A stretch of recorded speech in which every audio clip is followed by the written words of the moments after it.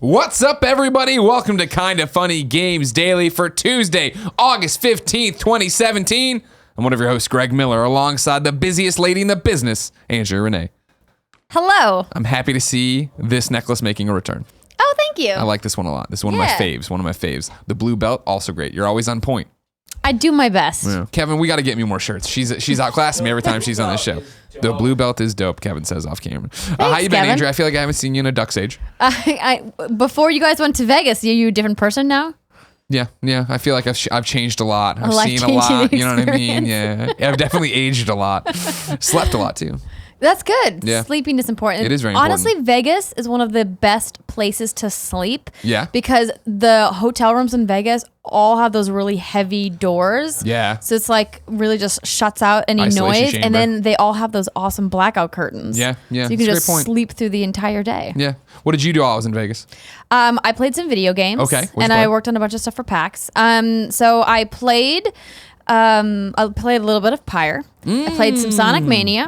Played some Lawbreakers. I played some Paragon. Damn, you got around. Yeah.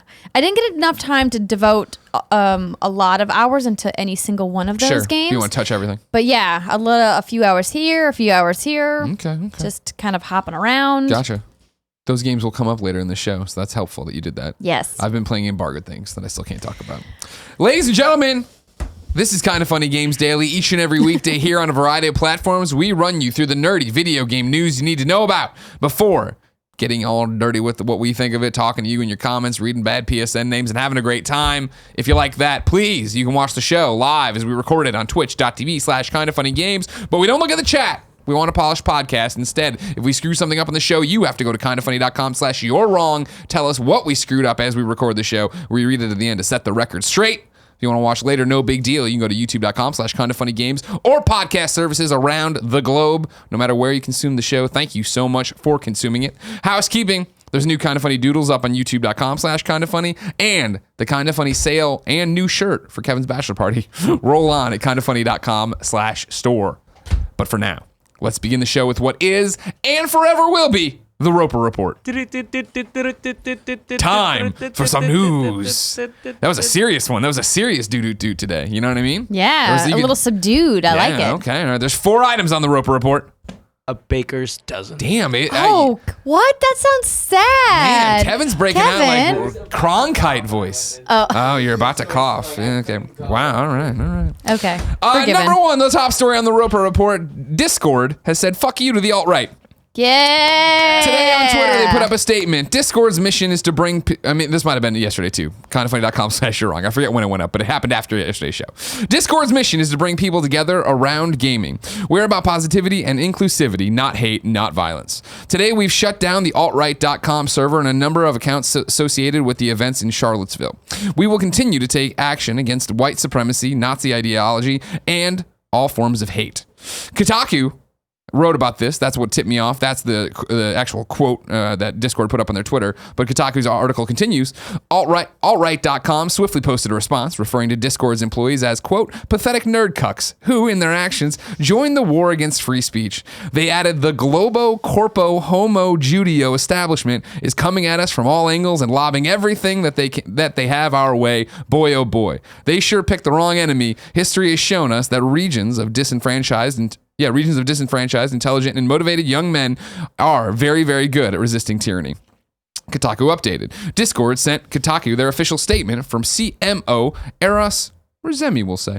We unequivocally condemn white supremacy, neo-Nazism, or any other group, term, ideology that is based on these beliefs. They are not welcome on Discord. While we don't read people's private servers, our terms of service explicitly forbid harassment, threatening messages, or calls to violence. The public server linked to altright.com that violated those terms was shut down along with several other public groups and accounts fostering bad actors on Discord. We will continue to be aggressive to ensure that Discord exists for the community we set out to support, gamers. Then another update from Kotaku still.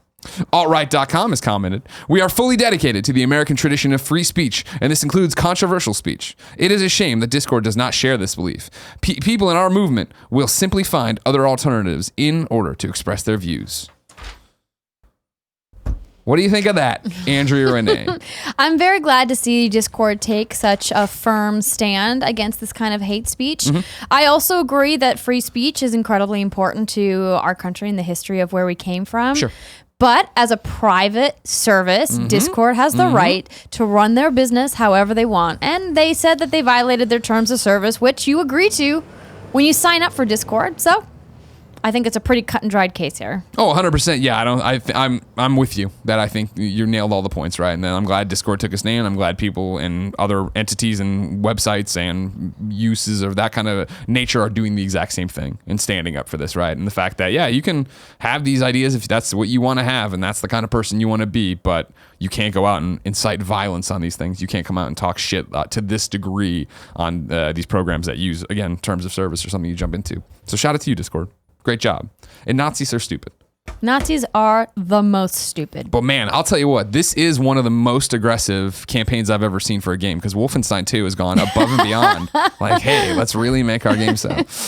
Number 2, Valkyrie has updated, is putting out an update. So this is interesting because you went to a different site. Yes. You bring in the Polygon article. I brought in the PlayStation blog where I went there and it's like, oh, Valkyrie is getting this new update, Warzone. It's an expansion. Great. But then the PlayStation blog kind of buried what I think the lead of this story was. Right. So you brought in the Polygon article. Let me read a little bit up for you.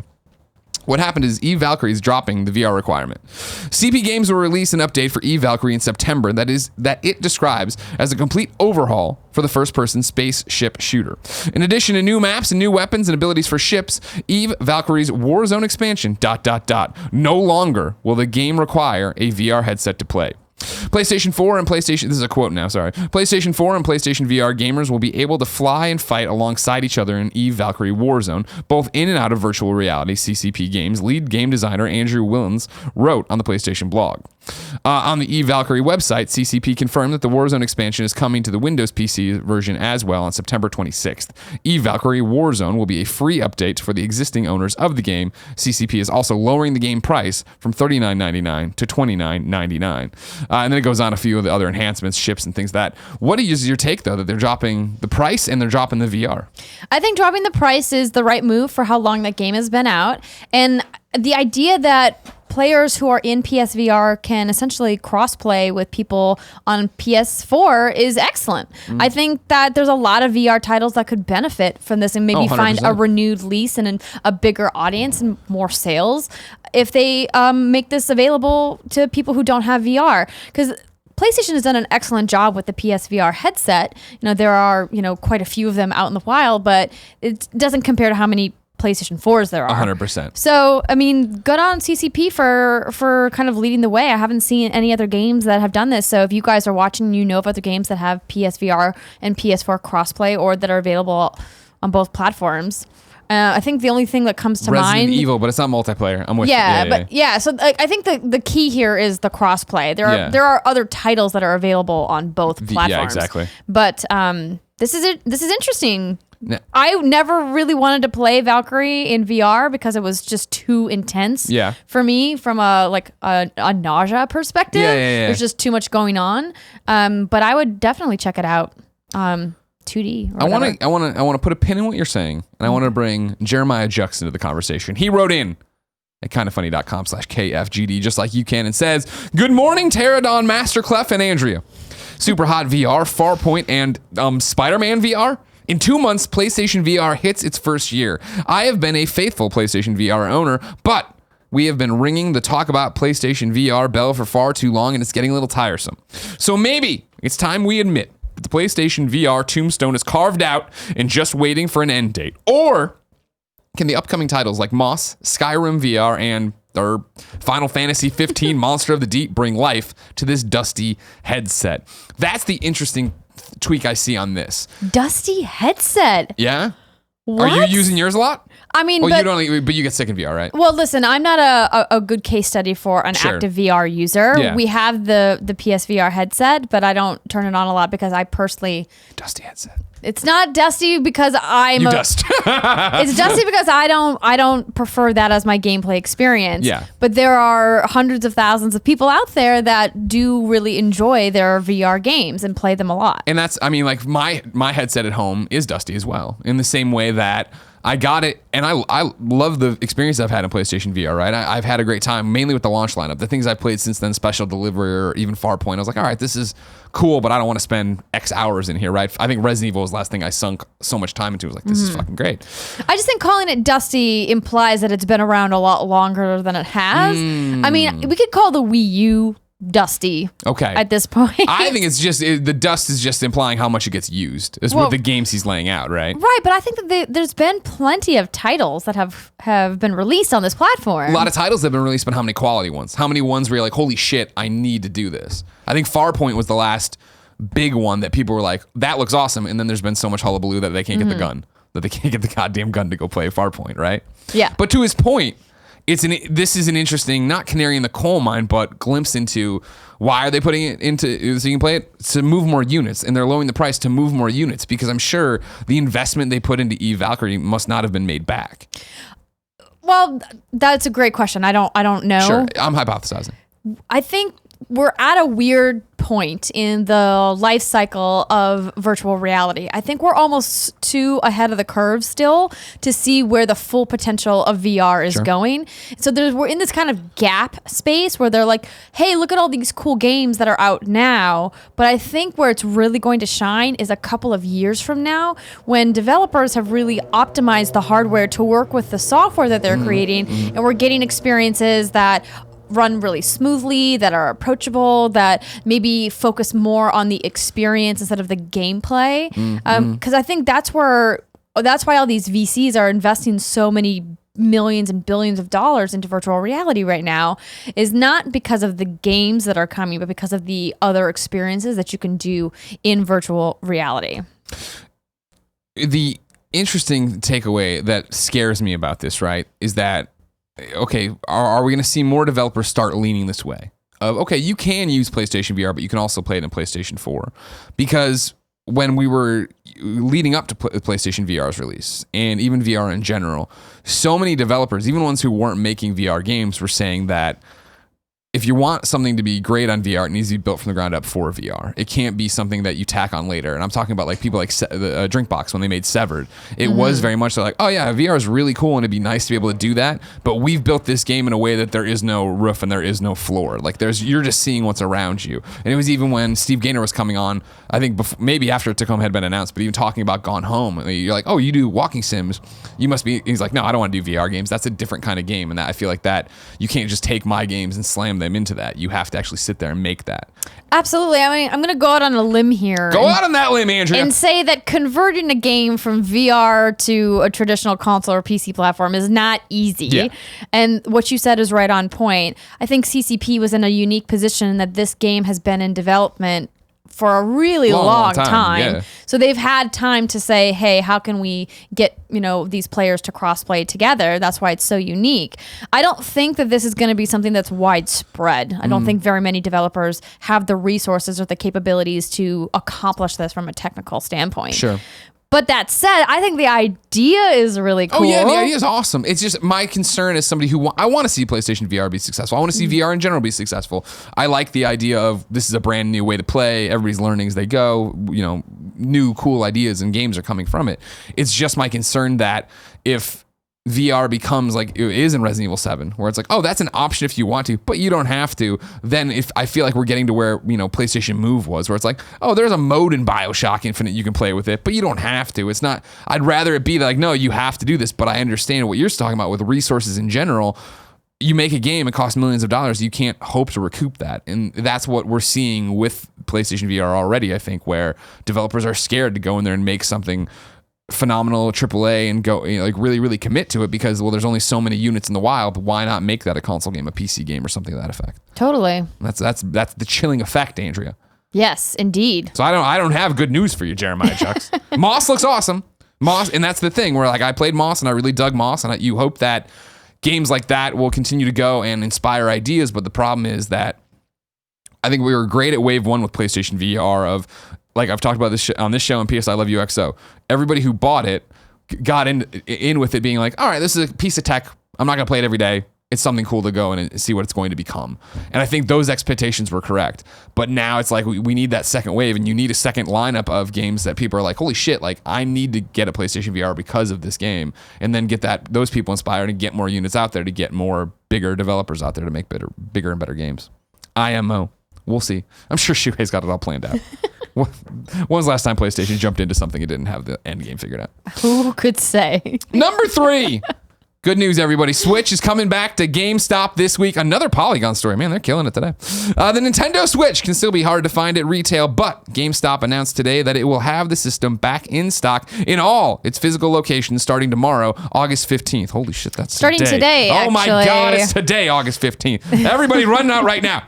Quote, this marks the first time since the initial launch of Nintendo Switch that all GameStop stores will have the system in stock at the same time, the company said in a release. Quote, fans can pick up Nintendo Switch at GameStop for $299.99 in-store purchase only, along with all their favorite Nintendo games and accessories. You can also find the system on GameStop's site, but there aren't currently any standalone systems being offered. If you want one, you have to buy a bundle, and those start at $420. $420, man. That makes sense that they're making you buy a bundle on the .com, because people like resellers are probably, that's the easiest way for them to get it is to buy online. So interesting. So if you want a Switch, I've already seen people tweeting about it. GameStop posted on their Facebook account. Have you seen a number of how many they got, or that's not No, public? I think the amount that each store has varies based off, their I just meant sales allotment patterns. is what they had as like GameStop. It's just interesting that they got this wave. That's a good question. I'm sure they haven't shared it. I'm sure. I just want to make sure I didn't miss it. But I'm sure. No, they're I not haven't like, hey, by the way, we got this many. I haven't seen an exact number. Yeah. No. Probably behooves them to not reveal that number. No, yeah. But it's also a good sign that if they're getting it, then I'm sure Amazon's getting more and Walmart's getting more, and you get them all out there. Did SNES pre-orders ever happen? They said late August. Okay. Keep your heads up for those two, because Nintendo, we're not going to make enough of those either. Number 4, this is for you dorks. Battle.net is undead For you dorks. via Blizzard.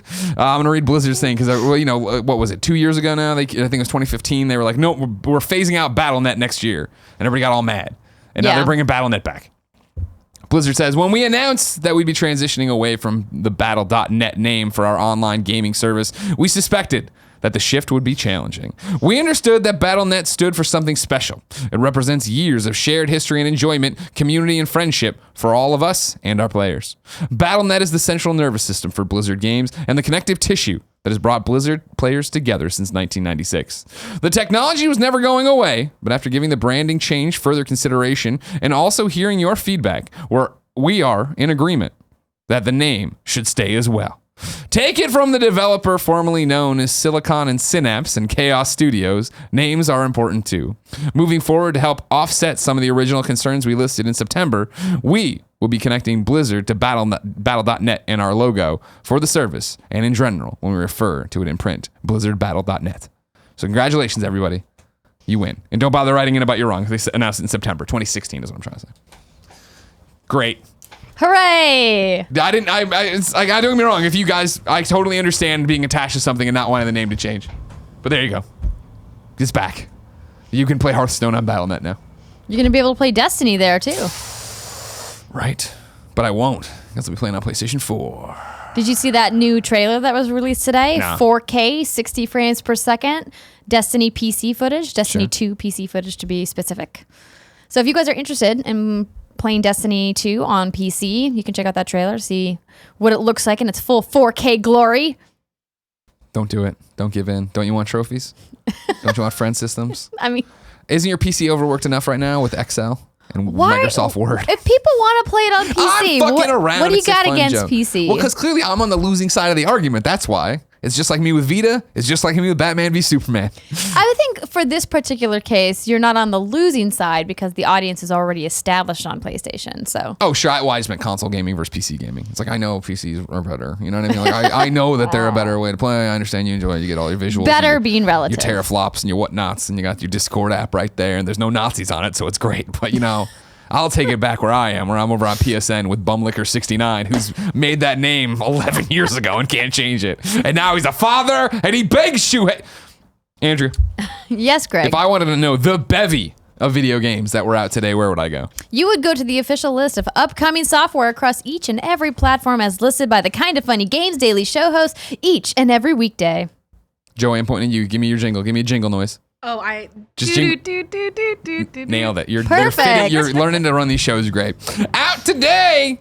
So many goddamn games. There's a lot. Agents of Mayhem comes to Xbox One, PS4, and PC. And if you would like to see a review smattering of just the scale going from it's complete trash to we love it, go check out all the reviews because it's insane it is how all polarizing. over the place. 3D Mini Golf comes to PlayStation 4. Dark Mystery comes to PlayStation 4. City Skylines comes to PlayStation 4. I've been teasing that I've been playing this one. And I should say I played it before the bachelor party back there. I put a night into it. Totally runs awesome on PlayStation 4 from what I played. I didn't get super deep into it. It was my first, I guess, foray since they originally launched on PC. I actually did dust off a PC to play this one. And I thought it was great. It's running well on PlayStation 4. The trophies seemed to be good. I was terrified that it would have a bad interface, but interface worked and dropping roads was good and keeping them straight was great. So I'm excited to get back to it. My one criticism, and this is, I don't know what I was expecting, is it still feels so much like SimCity that I'm almost like, as I was playing it, I was like, I've played this before. Like, I don't know how much time I really want to get in here and sink into this one, but I'll put more into it, of course. Matterfall comes to PlayStation 4. Nidhogg 2 comes to PlayStation 4 and PC. Defenders of Ekron comes to PlayStation 4 and PC. Elios's Hunt comes to PlayStation 4. Ooh, Night Trap 25th Anniversary comes to PlayStation 4 and PC. One of like the most lampooned games of all time. I've never played. Well, the history behind this game is that it is the game that spawned the ESRB rating system. Mm-hmm. This is the game that was so bad that the government was like, we're going to come regulate you. And video games were like, no, we'll do it ourselves. Okay, thanks, bye. Can't have all these girls running around in their pajamas and Dana Plato in this game. I want to see what the trophies are like on that. Observer comes to Xbox One, PS4, PC, Linux, and Mac. Sonic Mania comes to Xbox One, PlayStation 4, and Switch. Of course, if you want a review of that, check out the Gamescast up on youtube.com/kindafunnygames and podcast services around the globe. Tim lays it out for you. Does a really good job. Plus, it's a really great episode. You should check it out. Sudden Strike 4 comes to PlayStation 4. The Pillars of the Earth, Book 1, From the Ashes, Xbox One, PlayStation 4, PC, Linux, and Mac. That is a long-ass title. And hey, doubling back, what did you think of Sonic Mania? I think it's fun. Yeah. Yeah, I mean, it's classic Sonic. It looks great. It plays great. The music's awesome. It's snappy. The thing that I keep kind of marveling at is just how fast the load times are. So if you die or if you make a mistake, especially if you're in time attack, when you hit reload, it's instantaneous. Nice. It's great. Yeah, I played it that first night we got it when I think I actually was jumping back between that and City Skylines. And it was like, oh, fuck, this is really good. Like, I want to play more of this. But now, again, no platinum. Do I just play it on Switch? Switch needs love too, you know? I'm surprised that's not on Switch. Oh, it is. It is? Yeah. Why are we not playing it on Switch? Because they didn't have codes for a long time. They're like, here's PlayStation 4 codes. And they're like, trophies. And we're like, yay, trophies. And then it was like, no platinum. And that's when we got our tiki torches. And we went down there. Like, no, wait, never tiki torches. No, don't get the tiki torch. Nope. Sorry, my apologies. Sudden Strike 4 comes to play. Oh, I already did that one. Troll and I comes to Switch. Now, what's disheartening about that is, as I read Troll and I, if it said PlayStation 4, I was like, I gotta see the trophy list. Because that sounds like a great, easy fucking game. But no, it's coming to Switch. It's probably a good indie. I don't know anything about it. Tokyo 42 comes to PlayStation 4. And I remember this game having buzz when it got announced. But I'm surprised. Not that this is a stealth launch, but I just didn't hear anybody talking about this leading up to it. Do you know anything about this Tokyo 42? No, but I have a trailer for it. It's super fast. I think it happens on like rooftops or something. I don't know. I remember people caring about it when it got announced, but I haven't heard anything recently. The Incredible Adventures of Van Helsing 2 comes to PlayStation 4. Then I'm so excited about it, I've listed it twice. Night Trap 25th Anniversary Edition comes to PlayStation 4 and PC. Paranormal Activity, The Lost Soul comes to PlayStation VR. I do want to dust off my PlayStation VR to play that. Big fan of Paranormal Activity. Yeah. Like the scary stuff. And then, ladies and gentlemen, it's finally happened for you. Dun, Undertale. dun, dun. Undertale is on PlayStation 4 and PlayStation Vita. We will talk about it in a little bit. It'll get a nod. For being so good at trophies. But I'm excited to play this. This is one of those games I totally skipped out on and I know people love, and here we go. Put it on Vita. I'm ready to rock. Did you ever play it? Nope. Okay, you gonna play it? Yes. All right. We'll get Maybe back. I'll dust off my Vita for it. Yeah, see? There you go. I have to find it first. Oh, you are just the worst kind of person. I was playing, Legion of Heroes, right? That's the game I was playing I saw you the plane. tweet the photo from the plane yeah. with the beer and the Vita. Yeah, well, I was in main cabin select. I'm like, you want some beer and food? I'm like, yeah, give it to me. Of course give it I all to do. me, It's yeah. free. I feel like I'm screwing it up. Kindoffunny.com/you're wrong. Legion of Heroes, is that the one that just came out? You know, it's the one where you line it all up down here, you hit your buttons, you line out your tags. A lot of fun. I was having it. Completely nonsensical story as most of these games are, but like the combat I actually really enjoyed. Let's get some new dates on the table though. League of War VR Arena is coming this fall to PlayStation 4 VR. Rock of Ages 2 Bigger and Bolder is coming out August 28th on PlayStation 4. Sega Football Manager 2018 is coming out November 10th. Deadly Premonition and D4 developer Swery. And that's how you say it, Swery. Swear, yeah. Yeah. Has revealed his next game. It's a mystery RPG called The Good Life. I don't have a release date for that one. Windows Central is reporting that the new Xbox wireless adapter has been pushed from August 8th to January 31st. That's quite a boot. And then IGN says Call of Duty's World War II private beta, which runs from August 25th to August 28th on PlayStation 4, will include at least 3 maps, fan favorite modes, and more. That's a really big bummer that they're pushing the wireless adapter all the way to January. Well, and that's the thing is it's like the new and improved one. It's smaller, I think. So there already is one. We use it here when we do like PC games and stuff. But yeah, I don't understand what was going on there. But Windows Central had the story. So there you go. New date for that thing. If you were waiting with bated breath for it. Don't wait. Don't wait. Just buy another wireless adapter. You're fine. Deals of the day. There's new Xbox deals with gold and Spotlight sales are up. You know how that works. There's a million different things. Things I thought were interesting. Batman Telltale Season 1 is 60% off for deals with gold. Deadpool is 67% off with deals with gold. And then they got all the Fallout 4 DLC Spotlight sale 40% off. I was going to move on, but then 2 of you wrote in to kindoffunny.com/KFGD, just like Oliver did, who then put his username in here before that I've read before. And I was like, WHTGLT. And he says, it's pronounced white guilt. I'm like, I don't know, Oliver. I don't know. That's a bad name. Come on. Deal of the day incoming, though, he says. Humble Bundle has a 2K PlayStation bundle. PS3/PlayStation 4 Humble Bundle. $20 or more, or £15 in the UK for the lads. Oi. Nets you XCOM 2, Battleborn, and Evolve on PlayStation 4, along with Bioshock, Borderlands 1 and 2, Spec Ops, Mafia 2, and a few others. It's a deal, it's a steal. It's the sale of the fucking century, says Oliver. So yeah, check out that Humble Bundle one, humblebundle.com. And then Vince wrote in and said, hello! I just wanted to point out that Everybody's Golf, which I couldn't be more excited for, is only $40. That's fucking cool. I haven't heard about it until today, and I just thought I'd point it out if it hasn't been mentioned before. Thanks for all you do, Vince. P.S. My PSN name is CASATACO60. So Casa Taco 60, if anybody would like to play a few rounds together.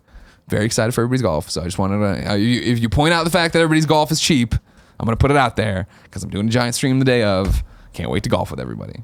I'm very excited, Andrea. Are you excited about Everybody's Golf, Greg? I can't wait. Hot Shots is back and it's on PlayStation 4. And I'm very stoked to play Shuhei Yoshida. Let's check in with the readers, Andrea. Let's do it. Remember, you want to be part of the show, kindoffunny.com/KFGD. Whoa. I don't know how Joey just used a nice little weird swipe there as she gets used to the thing. This is a question that might break your brain. I will read it all. Greg wrote in and said, Greg, do you like the neon yellow Joy-Cons? Thanks, Greg. It's a lot of Gregs in this discussion. You know, you're not the only Greg in the world. I know, but I feel like I am. You know what I mean? You would feel that way. You ever see, who's, other than Greg Brady, who's another famous Greg? Nobody. None of them. Nobody. It's a great question. It's a great point, I'm stumped. Right? There's the Greg Miller from the Utah Jazz, but he's not as important as me. I do like my neon yellow Joy-Con controllers for my Switch. When I feel, when I bought a gray one, I was like, this is fine. Then Tim got his neon blue ones. I was like, actually, those look pretty fucking cool. But I can't copy you now and have kind of funny blue controllers. That's just weird. You could, though. But I felt like we were going to be together so much playing, which we really aren't. Right? But I could get away with it. But then Nintendo sent over the neon yellow ones, which when they revealed, I thought those looked dumb. And then I slid them on. I'm like, oh, these pop, actually. This is actually kind of nice. And I don't need to buy another set of Joy-Cons. What are you rocking right now for colors? Good old gray. Couldn't find any other ones. Would you want to? Would you want to switch to a red? Or Yeah, I want the pink and green ones. Oh, the watermelon ones. Yeah, I want those ones. Okay. But I already have 4 Joy-Cons, so can't really justify getting more Joy-Cons. I understand. Yeah. That's why I was happy when the PlayStation controllers I donated to this office started breaking down. I was like, well, now I can get color ones and not feel guilty about going out and just buying a whole bunch of reds and blues because I like reds and blues. Here comes a long one. Philemon wrote in to kindoffunny.com/KFGD, just like you can, and says, "Hey, Andrea and Greg. A couple of episodes ago, you had a brief discussion about the popularity of No Man's Sky after update 1.3. If I recall correctly, you both mentioned how this new update wouldn't be enough to bring a substantial amount of new and returning players back into the experience. Speaking as someone who has not played the game in almost a year, I am indeed part of the crowd who isn't entirely convinced to come back to the game. However, on the Steam store page, No Man's Sky is currently listed as one of the current top sellers on the market. The recent barrage of Steam reviews have been generally positive, especially from returning players. It seems as if this update really is reining in a lot of new and returning players, especially if you include the players who had refunded the game and had decided to purchase it again on Steam. Now, I don't have any particular attachment to No Man's Sky, but it seems that if you're going through what I would call a light resurgence, my question is this: what do you consider to be the hard lines that cannot be crossed for most gamers when it comes to supporting a new entry or expansion in a highly critiqued or tortured franchise?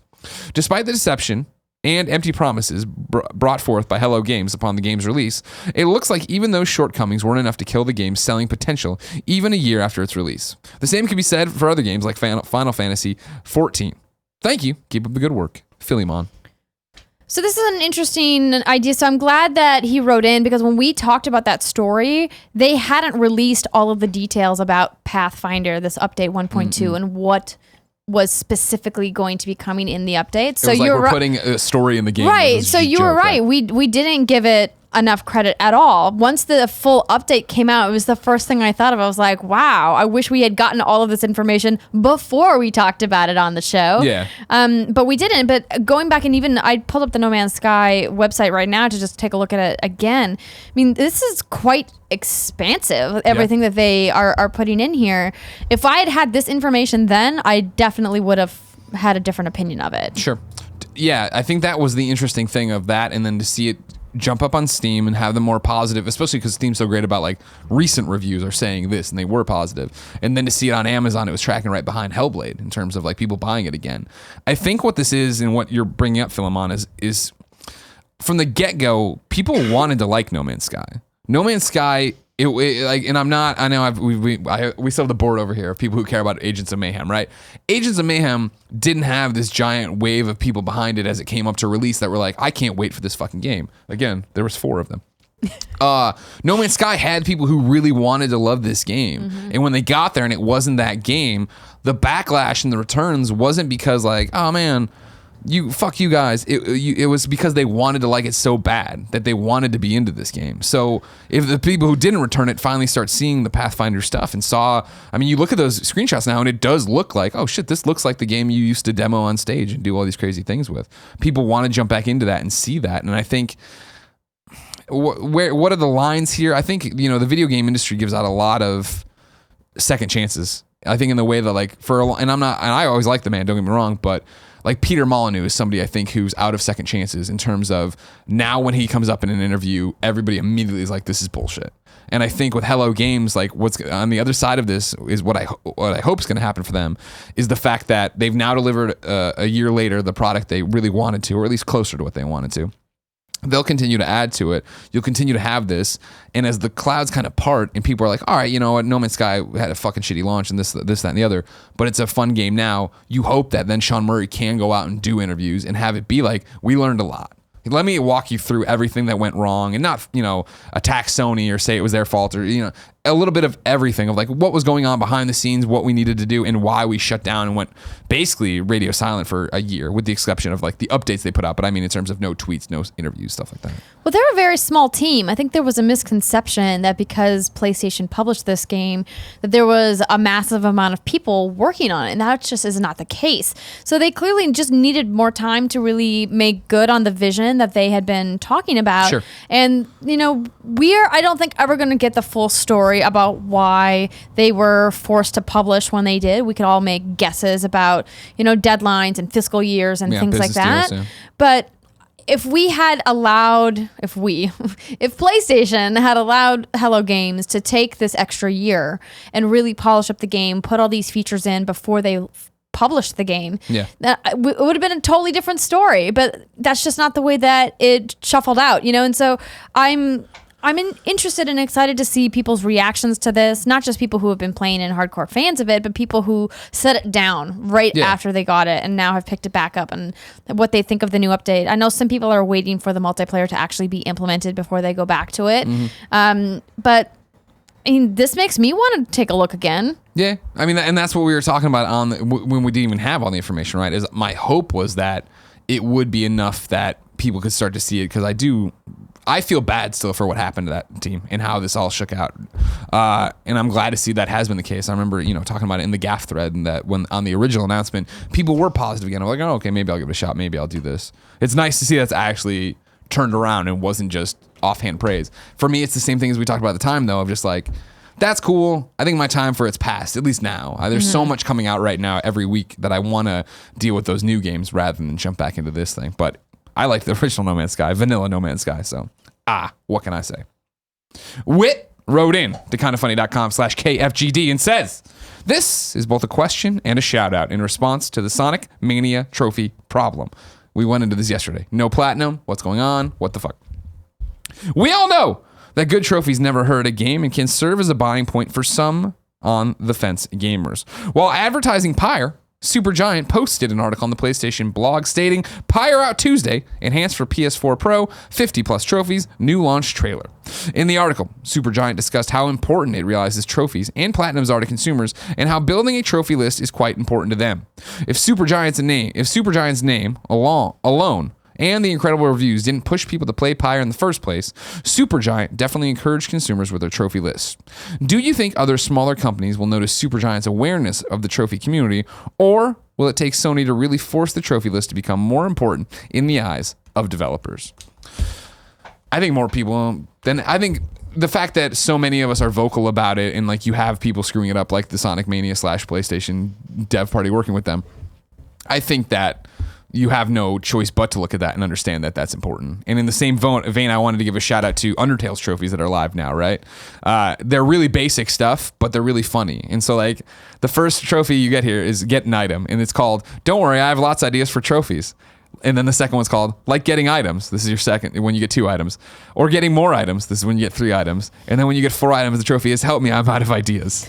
And then if you get the platinum, it's, don't you have anything better to do? Like, that's all I'm asking for. Like, from there on out, it's like, spend this much money at this thing, go to this place for the first time. Like, but you're having fun with your list. You're putting a list in there of like, hey, I'm a developer, and these clearly don't mean that much to me, and this giant RPG I've made that is critically acclaimed and trying to tell you a story and trying to, reach you on a place other than trophies. But if you like trophies, I'm paying attention. I know that I'd rather have these things ping and me laugh at them than them ping and be like, what the fuck? It's so fascinating to me that you are so invested in trophies, because I could just like not care. Yeah, no, I understand. I enjoy them when I earn them, but I have no burning desire within me to have to get the trophies. There's only been one game in my entire gaming career that I've actually looked at the trophy list and been like, okay, I love this game so much, I'm going to go get all these trophies. I forget which one was it. It was Horizon. Right. Horizon Zero Dawn. So that was the only game in all of my years of playing, including, achievement hunting on Xbox and things like that.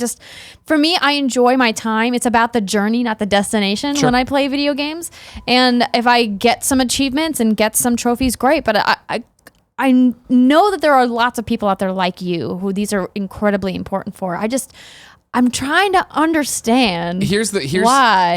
Here's what I think is an underlying issue, or whatever the argument here is, that I'm not going to sit here and tell you that the trophy list is like this paramount. I obviously want the game to play great. I want the story to be there. I want it to run well. I want it to do this. But for me, and I think for other people, it completes a package in the way that, like I was talking about yesterday, like Sonic Mania is a slam dunk. The game's awesome. It's great. It's colorful. It's fun to play. And then at the very end, they miss this layup of like, it doesn't have a platinum. Like, why wouldn't it have a platinum? Because for me, it's what you're talking about. Like, there's 2 types of platinums I get. Number one, I really fucking love this game and respect it, and I want to honor it by getting a platinum. Number 2, it's fucking easy, right? So like, I was never going to get the Sonic Platinum. Like, I enjoy that game, but not enough to like run a million time trials or whatever it's going to be. But not having it there robs it in a way of like, first off, feeling like a real quote unquote game. Like this is an old standard that was applied to, it's a downloadable game. They don't get platinums. Like, that was a stupid plan and a stupid thing to have, and we thought we moved past it, but here we are. And then it's just, it completes the package in the same way that I really do feel Undertale's trophies do. In the way of like, I'm a developer and I care so much about my game that yes, I know that this matters too, so I did something here. And for Undertale, I did something unique. In the way of like, it's a meta joke, you know what I mean? Like, because it's not a very interesting trophy list in terms of like, do this, run over there, blah, blah, blah. I mean, people already, 13% of people registered on PSN profiles right now have the platinum. So I'm assuming it's actually a pretty easy platinum, and I haven't looked into like the guide about it or anything, but it's just, it's the cherry on top of the sundae. You get the sundae, Andrea, and there's no cherry, and you take it and you throw it back in the ice cream developer's face. I think that you are going against your own analogy, though, because if you think it's the cherry, then it's like the extra nice little sweetness. But for you, it's not the extra nice little thing; it's the mandatory thing, and you get really mad when it's not there. Right. And like a cherry is inherently like the little like thing on top that you don't need, but it's there as the nice thing to the masterpiece. Right, Andrea. But like, I just feel like you talk about trophies so much on this show. Tim called you out on that yesterday. In that, if you don't have it, you get really angry about it. So I get angry about it for a multitude of reasons. Yes. Not because I'm like, oh man, like Sonic, I was never going to get it. I'm angry that the developers there don't understand that to the PlayStation community, it does matter. To the people going to PSX, not all of them, but lots of people going to PSX, right. It does really matter that is an important thing, which then makes them feel like outsiders to the community they're selling the game to. And then it also gets me angry that what I've said before, right, is that no one at PlayStation is paying attention when they get the trophies back or saying to Sonic, because hey, here's your trophy list. All right, here it's back. Hey, you guys don't have a platinum. Like, I work at PlayStation and I understand that you're Sonic the fucking Hedgehog and you're a big game and like you need a platinum. That's important to our audience. That's the thing, I guess, is like it's totally stupid on a multitude of... I wonder whose job that would be, though. Whoever's getting it passed back to them. But the people who are doing the technical pipeline, who are getting that stuff for certification, probably have no say in like what the creative contents of that certification are. Yeah. But I think it's that again, have cobbled together, because it's not like when I go out to Shuhei, we don't talk about this stuff, or when I go, you know what I mean? Like this is maybe you should ask him about it. I don't want to go back and like because whenever I hang out with anybody from PlayStation about anything, I never want it to be like, so here's my lists of grievances, and this is like what I mean. I don't think this is a grievance. I think it's a fascinating case study. But then they're always gonna pass the buck, right?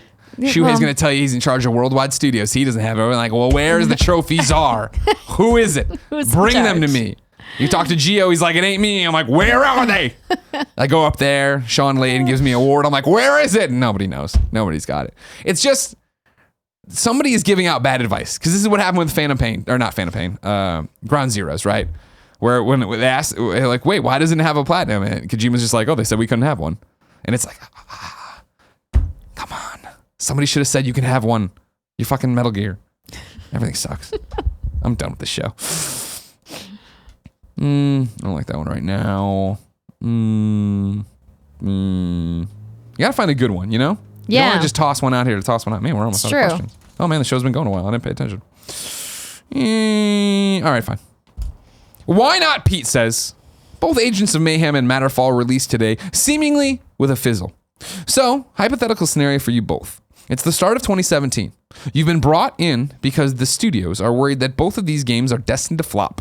They assigned you unlimited power within the studio to make any changes you see fit in order to remedy the situation.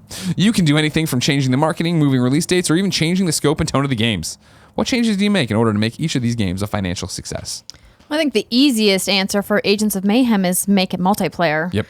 I mean, that's just a humongous oversight in their development process of that game, and I talked to the studio about it, and the idea that at no point was it built into the vision of this game to be multiplayer is kind of just a little baffling to me that you have this really slick shooting game in this open world where traversal is super fun and the lines are whimsical and funny, and you know, it's just like really like it played really slick when I played it, and I'm like, this would be awesome to play with friends. Like, why is that not a thing? Yeah. They're like, well, because, you know, we have these hot swapping between the heroes. You know, you go in with your agents and then you can just like randomly swap them out. And it's like, yeah, that's cool, but it would still be better if I could do it with friends. Like, we all have our squad that we can swap between while we're out in the world running think around about together. how long we've waited for Crackdown and like what your memories of Crackdown were. We're running around getting orbs, right? And you want to do that with people. And that was what they've been selling the new Crackdown on, but it's taken forever to get here. Yeah. Like if you could have just had that of exploring and free roaming and having that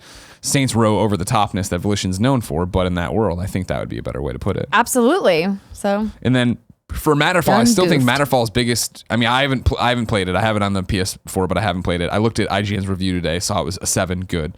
So I can't speak to gameplay wise. I think the bigger problem with Matterfall is I just don't like how close it came out to Next Machina. I don't understand why you put out 2 Housemarque games that quickly, because Housemarque does have, especially with PlayStation audience, a pedigree, and people know what they're getting. These arcadey games that are usually amazing. I would have spaced it out more and actually given it some marketing, because it definitely felt like people weren't talking about it and then it was just here. I had no idea this game was coming out. Yeah, exactly. And again, maybe based on the review, it's just not that great of a game, and that's why there wasn't more marketing and there wasn't this. But I can't speak to why that is, but that's how it's got to be, I guess. Now hold on, I got one question here. I feel like it's a tired one. I'm not going to do it. Eric Myers, you almost made it. Don't write in with that question again. But you, ladies and gentlemen, can write in with any question you want to kindafunny.com/KFGD. Joey keeping me on my toes today, switching the cameras. I'm not used to that with this show, you know what I mean? Andrea, are you ready to squad up? Let's do it. This is where one of you writes in to kindafunny.com/KFGUD. KFGD, right? I left off the D. I do that often. Kindafunny.com/KFGD. You give us your name, your PSN name, your Xbox name, whatever name you need help for friends with. Then I read it here along with your explanation of why you need friends. Then the best friends come to you. You all become real life friends. Some of you kiss. And then most of you play the game together. Joey tilted her head. She doesn't know if that's how it happens. There are legitimately people that have met. We've made love connections here. Lorenzo Decker writes in, needing help on the PlayStation 4. His PSN name is Tearless Fungus.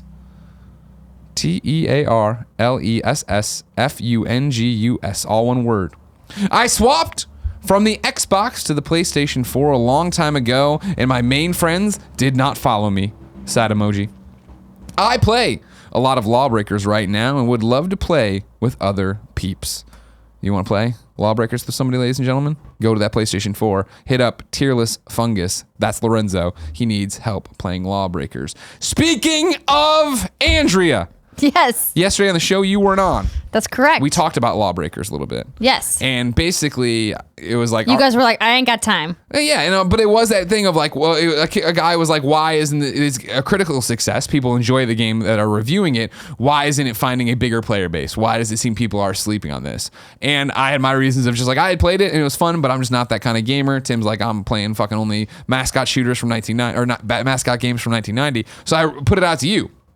Why, ladies and gentlemen, are you not playing Lawbreakers? Or why are you playing Lawbreakers? And we got a bunch of responses, most for people saying why they are not playing it. So what I'll do, Andrea, is start you with why somebody is playing, all right? Okay, sounds good.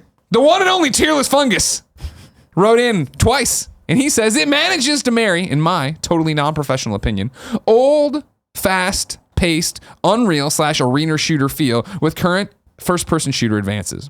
The zero-G combat has to be my favorite aspect of the game, allowing each different class to traverse this weightless no man's land in their own special way. The abilities feel fun, and the shooting feels solid. In the current world of first-person shooter games, where you have your Overwatches and see Counter-Strike goes, it's nice to have something that feels fresh, even if it bases itself on the fast-paced arena shooter feels of yesteryear. Meanwhile, Nathan C. wrote in and said, I'm not playing because it felt a lot like Overwatch when I tried the beta, and I'm not really a fan of Overwatch's gameplay. The Lawbreakers trailer was dope though, so it sucks the game isn't for me. Sean wrote in and said, the answer to why I'm not playing is simple. Splatoon 2. If Splatoon 2 didn't come out recently, I absolutely would have purchased Lawbreakers. The game looks awesome, and I love games in that genre, but there is absolutely no room in my life for another competitive shooter right now with Splatoon 2 taking up all the oxygen. Didn't think about that. Didn't think about Splatoon 2 getting in the way, Andrea.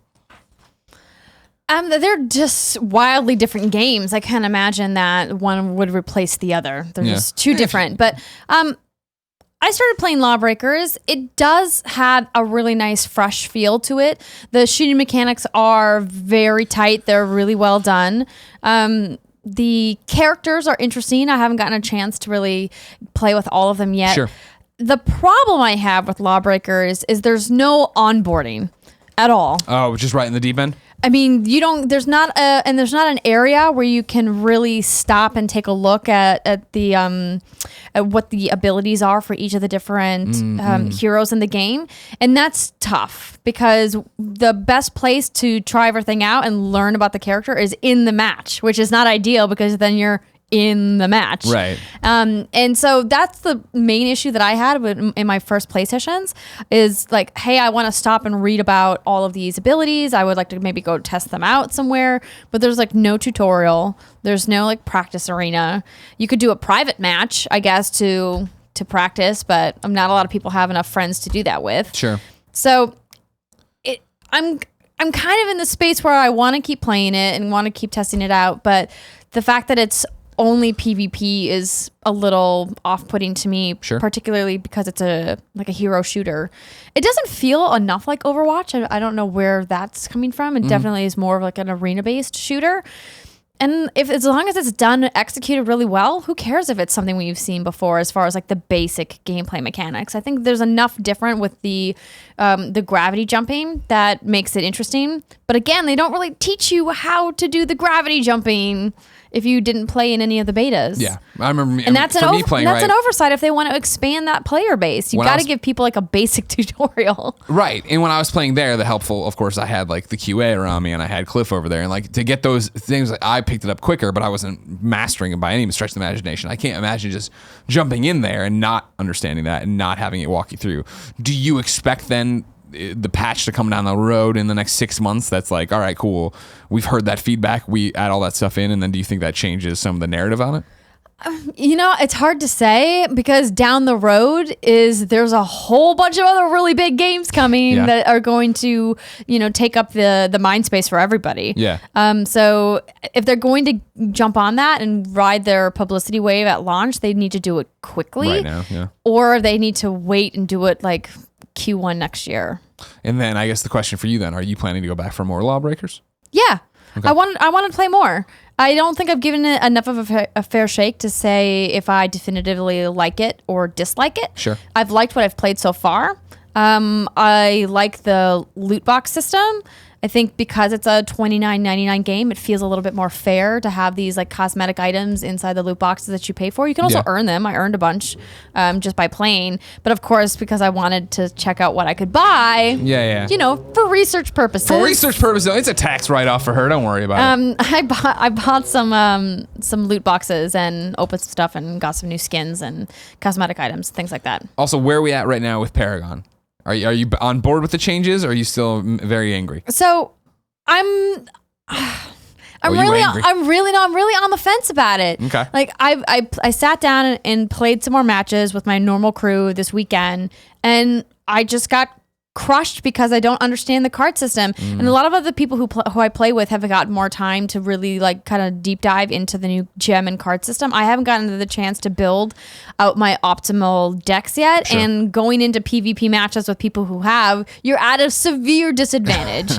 And there's some of the characters are just straight up broken right now. Oh, right. Like they put out a hot fix and there was no character balancing. And I get that takes time, right? Like of course. Balancing is super hard, and that it's probably going to take them a couple of weeks to actually implement the gameplay changes for balancing. But I think that's a good excuse for me to say, hey, I'm going to put you down for a little bit. You guys work it out. Let us know. I'm going to go play this stuff over here for a while, and then I'll come back later. Okay. Well, good. Keep us updated. I will. Ladies and gentlemen, remember, if you watch this show, if you watch it live, you can go to kindafunny.com/you're-wrong. Keep us honest. Tell us what we screwed up as we did it. Andrea, what did we screw up today? I was reading these, and this isn't really like a screw up because you said Troll and I was coming on Switch. Yeah. Which is true. It's out on Switch, but somebody here wrote in it was released on PS4 and Xbox One back on March 21st. And did I miss it? Did you call it a great little indie game? What I had said was, if I read Troll and I, and it said PlayStation 4 only, or PlayStation 4, Xbox One, I would immediately go check the trophy list because it sounds like a game that would have easy trophies. But because it only said Nintendo Switch, I was like, probably some little indie game. Well, apparently it's a piece of garbage that was released on PS4 and it has a 39 on Metacritic, is reported to have horrible performance issues on the Switch. But okay, so now we're starting to Editorialize. We start to sniff around though. That sounds like a game with a good easy trophy list. I'm gonna go check out Troll and I and see if I want to play on PlayStation 4. Now you go look it up. So it says, not sure if this is the Legion of Heroes you are playing, but here's the link with the confirmation of the name, if that is what you are playing. So I don't know how you're gonna. We'll look at this. Was this the game that you were playing? Oh God, no, Jesus Christ. Different game. And my Vita is in my backpack, and my backpack's still at home. Greg Kinnear is a famous Greg. Good point. Greg Kinnear is. Greg Kinnear is a good Greg. Gregory Peck. Okay, that's another good famous Greg. Sure. Jazz musician Greg Osby. Not that's comedian a bad pick. Greg Proops. Bad pick. And they have a list of B-list Gregs, but we won't go into those. Thank you. Atlas Rises is the name of the newest patch for No Man's Sky, not Pathfinder, which was back in March. Thank you. Nailed it. About Undertale's trophies for Greg. Thank you. As I'm watching the show, I'm currently working on the Platinum Trophy for Undertale, and I'm 1 trophy away. I've been playing for roughly 3 hours or so. So basically, you can just beat the game and pop it. There's one grindy-ish trophy, but it takes about 30 minutes tops and gets you several bronze, silver, and golds. See, now There you're you speaking go. my language. This game people liked a lot, and it's got a pretty easy platinum. All right, Undertale, boot it up. Fallen Legion. Give me a Google search on Fallen Legion. That might be the game I was playing. I'm talking Vita, PlayStation 4. It was the game, came out a month ago. It had 2 different versions, came to both. Our friend Yushi sent him in. Fallen Legion sounds right, actually. Fallen Legion, I think. Fallen Legion. Okay. Joey's over there Googling away. This is not really wrong, but just to add what you said, Andrea, PC does have a tutorial for Lawbreakers. It's only missing on PS4 for some weird reason. Oh. That is bad. That's dumb. Bosky, come on, you guys, fix that. You should never have it on one platform and not the other. Fallen Legion is the game I'm talking about. Fallen Legion. Yeah, that's okay. the PlayStation 4 game I'm enjoying, but has a nonsense story. Got That it. is totally fucked up. I can't, that's, why? This is what I was talking about, though. See, Why would you do that? I admit it. I know the consoles get the short end of the stick all the time. Well, then they definitely can hotfix that in if There you they've go. already created it. Get on it, Cliffy. I believe in you. Is that it? That's it. Oh, great. Ladies and gentlemen, this has been Kinda Funny Games Daily. Remember, each and every weekday on a variety of platforms, we jump into the video game nerdy news you need to know about, get dirty with it, give you our opinions, give you what we need to know, what you need to know, give you PSN names, tell you what games came out, ask you questions. You write in, kindafunny.com/KFGD. Everyone has a good time. Please be part of the show. Go do all that. Remember, you can watch it on youtube.com/kindafunnygames, listen on podcast services, or catch it live on twitch.tv/kindafunnygames. And no matter where you'll watch or listen, thank you so much for consuming it. Until next time, it's been our pleasure to serve you.